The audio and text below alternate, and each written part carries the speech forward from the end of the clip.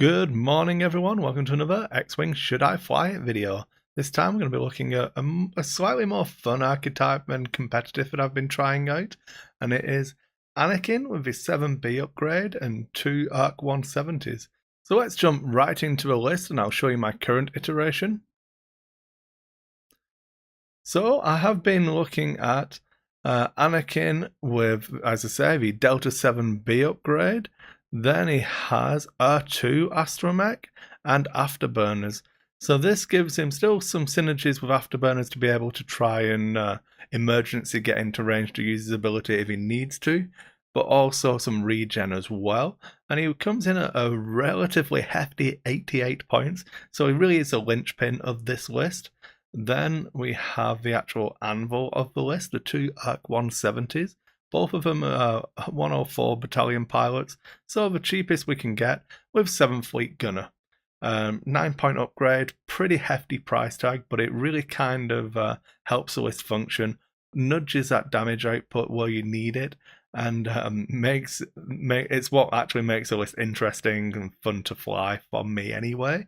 There are some couple of variants which I'll get into, but this is what I'm going to talk about and how I plan on using it. We also have a 10-point bid here, so relatively meaty. I still try and like half them in my head and think, would I bid that in old money for like first edition X-Wing? It's a habit I really need to get out of. But I think 10 points is a relatively healthy bid.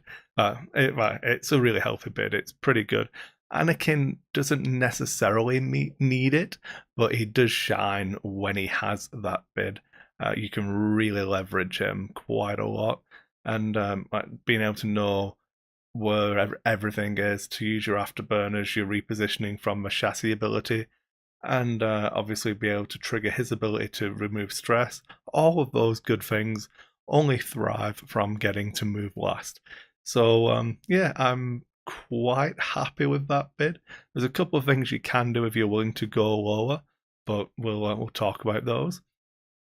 Then the big meaty block of hit points that are these two arcs, and they're going to work together quite close together and might be the anvil upon which you're trying to draw your opponent.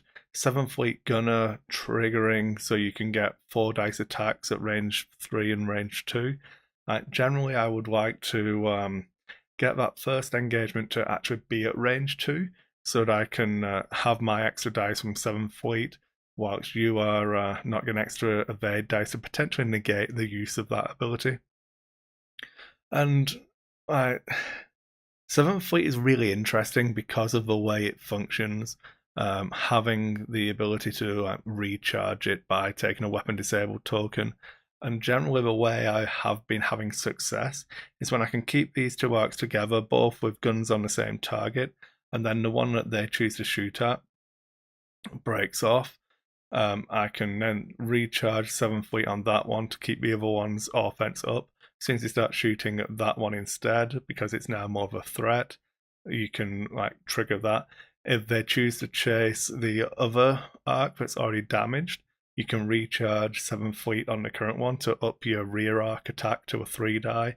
And all the time, whilst you're trying to force these choices onto your opponent, Anakin is playing for position, holding on to his massive chunk of points. It's with the bid as well. If Anakin's still alive and above half health, you've got 100, effectively 100 points still on the table. So if you're leveraging that survivability to try and eke out the win at time, and it's all about the rate at which you trade damage onto your arcs for actually eliminating parts of your opponent's list, especially anything that can actually threaten Anakin. Then we'll jump into how I actually have been flying it. This is my newest iteration of the list. So before I was using the R4P17 to try and keep Anakin a little bit cheaper, but I definitely prefer him having afterburners and the regen. Gives him a little bit more survivability. And yeah, it's just better. I'm pretty convinced that that'll work out better. What it does mean is that I had to lose the shield upgrades I was running on both of the arcs because I wanted more than the 2 point bid that allows. If you're willing to fly this at 2 points, like if your meta is saturated with Initiative 5 pilots and you don't really need the bid with Anakin, then going this route is actually really helpful because it gives you 4 shields on the arc, so they have 10 hit points. It doesn't change your half point threshold, but it does keep them alive for a little bit longer, and they're just a little bit more rugged, and that's how you want to try to play it. Other things you can do would be to try Commander Cody, but I really like having the 2 Fleet Gunners because you can use them in interesting ways. We'll bring up the card for it. Okay, or maybe we won't. 7 Fleet Gunner card. Oh, it's a hover, not a click. So while another friendly ship performs the primary attack, if a defender is in your firing arc, it may spend 1 charge. If you do, the attacker rolls 1 additional attack die. So again, you can't go above 4, but it really helps Anakin get those ranged 2 shots at people who aren't expecting it, because he could be like banking the arcs away, have them in the rear arc for a shot. And on that turn, whilst everything's happening, your arcs are still firing as well. It's only when you want to recharge this ability that you take the weapon disabled and your offense drops. So as long as you're willing to do like big sweeping moves with the arcs and not try and slow roll and keep them in the thick of the fight, I like to try and punch through, get on the outside, and even if I'm going to bump something, so my shots would be unmodified, and that's probably a turn where I'll recharge 7 Fleet Gunner as well. As long as I'm in the position to be a blocker, not taking too many shots. If I miss out on 1 shot there, but Anakin's going to get an even better shot where he can be target locked with all of his force and pump that up to a 4 dice attack, that's normally worth it to try and get that spike damage through to really push the damage in onto people. And that's generally been the way I have been winning games with this list. The games that I've been losing have been more due to me not being able to keep both of the arcs together, like poor deployment, not watching the rock placement. So that's a turn 0 problems with this list. I haven't worked out optimal deployments yet for how I want to position for my openings. So there's been times where I've isolated one of the arcs a little bit too much, taken unanswered shots with it, and as soon as you're sacrificing one of them without really dishing out any damage, you're kind of behind the races, and Anakin's got quite a lot of work to do. And he's more than capable, but it does make it harder, which, if you don't need to make your life harder, why would you? So that's my thoughts on this list. As I say, it's definitely good fun to fly. I really like having that amount of repositioning on an ace with like double mods for Anakin. It's what you want to feel like when you're playing X-Wing. You feel like you're good at the game. And it's definitely rewarding for being able to move last, have perfect information, all of that stuff, all the things that make you feel like you're good at the game. And then the 2 arcs are quite chunky. They can take punishment, so you don't get that blanking out on a 3 dice evade ship, something like that, and just continually pushing out damage. But yeah, let me know what you think of this type of list. If you would rather run some V19s in there. I had toyed around with doing 1 arc, 2 V19s, Commander Cody, and then the same type of Anakin as well. Give you a 4 ship list, but then you're focusing more on weight of smaller attacks coming in. You're not using any 7 Fleet Gunner, and I definitely wanted to try and push the limits of that card. So maybe we'll do another video after I've tried that and see how it works, because Commander Code is another card I want to explore more as well, because he seems really neat on the abilities there. Yeah, so I suppose that's it. There's not really much more to talk about. Again, if you can play against this list, you probably want to focus down Anakin early if you can.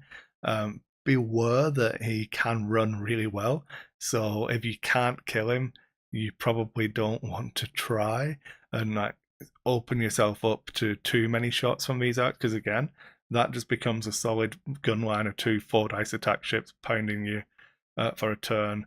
They'll close in, get the range 1 shots, then break off, everyone scatters, they recharge, come back in, and you can just keep hammering away at people whilst he just chase Anakin, and he's got like 3 shields base with 2 for a regen as well with his force.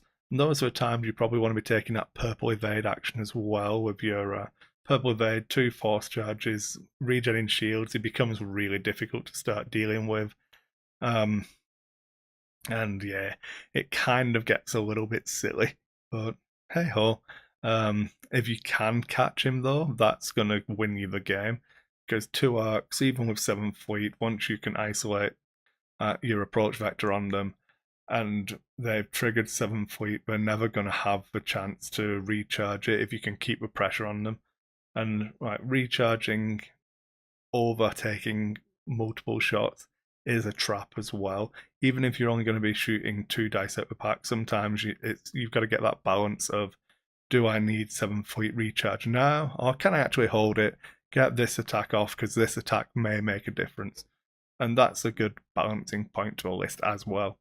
But yeah, let me know your thoughts, and if you've been running a similar list, how you've been tooling at Anakin. Do you prefer the ability to do actions after a red move to try and trigger Anakin's ability, or are you more happy with the regen? Or have you been doing something like R4 Astromech, something weird and wonderful to like open up his dial even more, so you don't need his ability to clear stress? There's lots of different things you can do, so yeah, let me know.